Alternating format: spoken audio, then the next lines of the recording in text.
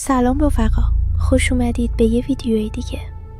امروز میخوام دستتون رو بگیرم و ببرم به جایی که مرز بین عشق و جنون اونقدر باریک شده که دیگه نمیشه تشخیصشون داد. جایی که علم فیزیک، مهندسی و منطق جلوی قدرت احساسات یک مرد زانو زدن.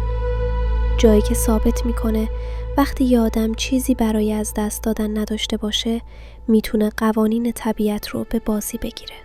تا حالا شده دلتون بشکنه؟ منظورم یه شکست عشقی معمولی نیست که با چند ماه قصه خوردن تموم بشه. دارم در مورد اون نوع از شکستن حرف میزنم که ساختار اتم‌های وجود آدم رو تغییر میده و مسیر کل زندگی رو عوض میکنه. اون دردی که باعث میشه آدم کوه رو جابجا کنه. و خب، قهرمان داستان امروز ما دقیقاً همین کار رو کرد. اون کوه رو جابجا کرد. نه با بولدوزر، نه با جر ثقیل و نه با ارتش کارگرها. اون به تنهایی، با دستهای خالی و با قلبی که تیکه تیکه شده بود، بنایی رو ساخت که هنوزه دانشمندان ناسا و مهندسهای سازه وقتی میبیننش از تعجب مات و مبهوت میمونن. امروز میریم سراغ ادوارد لیدز کالنین و شاهکار مرموزش، قلعه مرجانی. بذارید با یه تصویر دقیق شروع کنم. تصور کنید تو ایالت فلوریدای آمریکا هستید. هوا گرم، شرجی و چسبناک. پشه ها بیداد میکنن. سال 1920 میلادیه. توی یه زمین دور افتاده و برهوت یه مرد خیلی کوچیک رو میبینید. بذارید تأکید کنم. خیلی کوچیک. ادوارد فقط 1.50 متر قد داشت و وزنش به زور به 45 کیلو می رسید. یه آدم ریزه میزه، لاغر و مریض احوال که انگار با یه نسیم ملایم از جا کنده میشه. حالا این مرد 45 کیلویی رو بذارید کنار یه بلوک سنگی از جنس مرجانهای فسیل شده. یه بلوک سنگی که 30 تن وزن داره. برای اینکه درک بهتری داشته باشید، 30 تن یعنی وزن 5 تا فیل بالغ یا حدود 20 تا ماشین سواری که روی هم چیده شده باشن. این مرد این سنگ رو به تنهایی از دل زمین بیرون کشیده، تراشیده و با دقت میلیمتری روی سنگ‌های دیگه سوار کرده. بدون اینکه حتی یک نفر بهش کمک کنه یا حتی یک ماشین سنگین توی زمینش داشته باشه. سوال بزرگ تاریخ اینجاست. چطور؟ و مهمتر از اون، چرا؟ برای فهمیدن جواب باید از گرمای فلوریدا فاصله بگیریم و بریم به یه جای سرد و برفی در شمال اروپا. بریم به لیتوانی سال 1912. ادوارد اون موقع 26 سالش بود. یه سنگ تراش ساده ولی فوق‌العاده باهوش و منزوی. اون عاشق دختری شد به اسم اگنس اسکافس. دختری که ادوارد همیشه با عشق و حسرت صداش میکرد 16 ساله شیرین من. اگنس 16 سالش بود. زیبا، سرزنده و تمام دنیای ادوارد دیوانه‌وار عاشقش بود. تمام پسندازش رو خرج کرد تا بتونه یه زندگی آبرومند برای اگنس بسازه. اونها نامزد کردن و همه چیز آماده بود. تاریخ عروسی مشخص شد. لباس عروس دوخته شد و ادوارد خوشحال ترین مرد روی زمین بود. اما درست 1 روز قبل از مراسم فاجعه رخ داد. اگنس ناگهان همه چیز رو به هم زد. دلیلی که آورد مثل پتک توی سر ادوارد خورد. اگنس بهش گفت: تو برای من خیلی پیری. تو خیلی فقیری. و راستش رو بخوای من فکر نمی کنم تو اون مردی باشی که بتونه من رو خوشبخت کنه. در یک لحظه تمام رویاهای ادوارد فرو ریخت.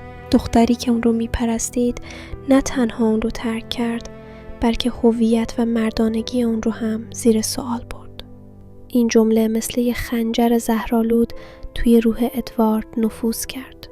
اون لیتوانی رو با قلبی پودر شده ترک کرد. مدتی در اروپا و کانادا آواره بود و در نهایت به آمریکا رسید. اما سایه اگنس همه جا باهاش بود.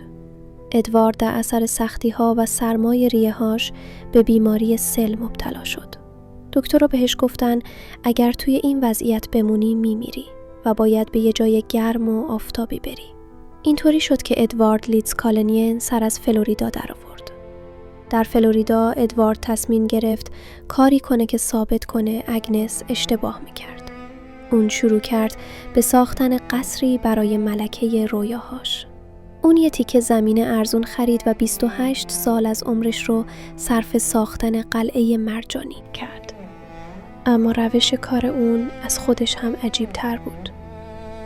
ادوارد فقط و فقط شبها کار میکرد. به محض اینکه خورشید غروب میکرد، فانوساش رو روشن میکرد و تا سپیده دم مشغول میشد.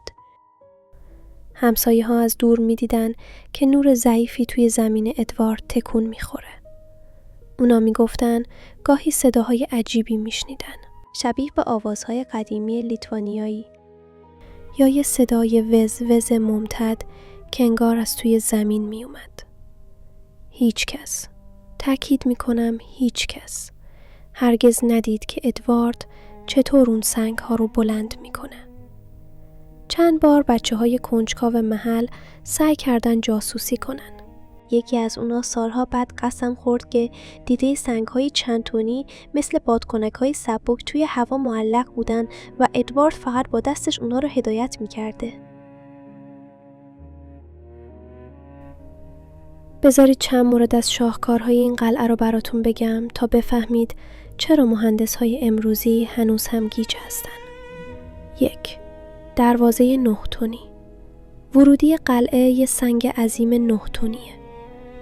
ادوارد این سنگ رو طوری تراشیده و نقطه ثقلش رو پیدا کرده که با فشار یک انگشته یه بچه کوچیک این در عظیم به دور خودش میچرخه. وقتی سالها بعد این در از کار افتاد، تیمی از مهندسان با جر ثقیل‌های غول پیکر اومدن تا تعمیرش کنن. اونا فهمیدن ادوارد از یه بولبرینگ ساده از شاسی یه ماشین قدیمی استفاده کرده. اما دقت تراش سنگ انقدر بالا بود که حتی با تکنولوژی لیزری هم نتونستن اون تعادل اولیه رو دوباره بهش برگردونن. 2. تلسکوپ قطبی. ادوارد یک برج سنگی ساخته که در بالای اون سوراخی وجود داره. اگر از پایین برج از توی این سوراخ نگاه کنید، دقیقاً و بدون 1 میلیمتر خطا ستاره قطبی رو میبینید. این یعنی ادوارد بدون داشتن ابزارهای مدرن نجومی، محاسبات پیچیده چرخش زمین و موقعیت ستاره ها رو کاملاً بلد بوده. 3. میز قلب و صندلی های سنگی. غم‌انگیزترین جای قلعه یه میز بزرگ سنگی به شکل قلبه. ادوارد می گفت این بزرگترین میز ولنتاین دنیاست. اون دور این میز صندلی هایی تراشیده بود که مخصوص خودش، اگنس و فرزندان خیالیشون بود.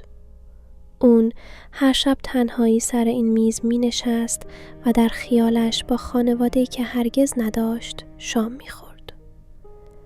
وقتی از ادوارد می پرسیدن چطور این کار رو می کنی؟ اون با لبخندی مرموز می گفت من راز اهرام مصر رو کشف کردم. اون معتقد بود که فیزیک مدرن اشتباه میکنه. ادوارد کتابچه‌ای نوشت به اسم جریان مغناطیسی که توش ادعا کرده بود تمام ماده از آهنرباهای بسیار ریز تشکیل شده. اون میگفت اگر بتونیم قطب‌های مغناطیسی رو در اشیا تغییر بدیم، وزن اونها از بین میره. توی اتاق کارش دستگاه عجیبی پیدا شد که با سیمپیچ‌های مسی و آهنرباهای بزرگ ساخته شده بود.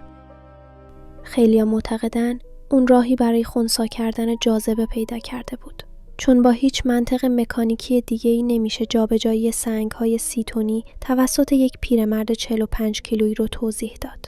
حتی وقتی ادوارد تصمیم گرفت قلعه رو 10 کیلومتر جابجا کنه، باز هم معجزه کرد.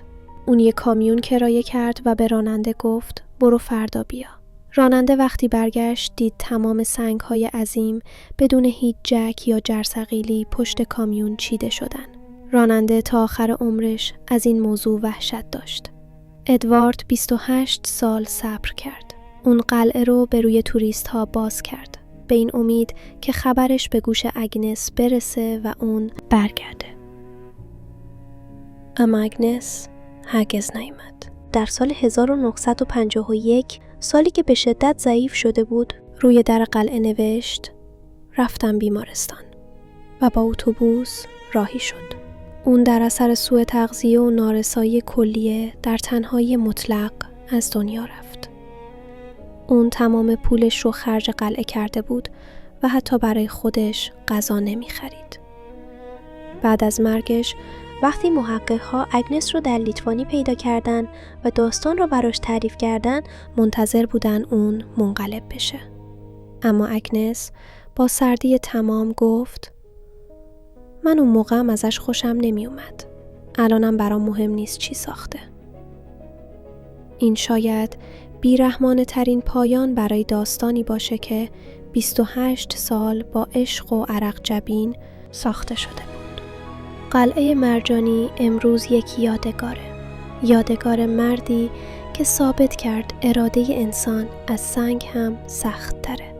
وقتی توی اون قلعه راه میرید، سرمای سنگ ها رو حس نمی کنید، بلکه گرمای عشقی رو حس می کنید که یک پیرمرد تنها رو سر پا نگه داشته بود. نظر شما چیه؟ به نظر شما ادوارد واقعاً راز ضد جاذبه رو میدونست یا فقط یه نابغه در استفاده از اهرم ها بود؟ آیا ارزشش رو داشت که آدم زندگیش رو فدای کسی کنه که حتی بعد از مرگش هم بهش اهمیتی نمیداد؟ توی کامنت ها برام بنویسید.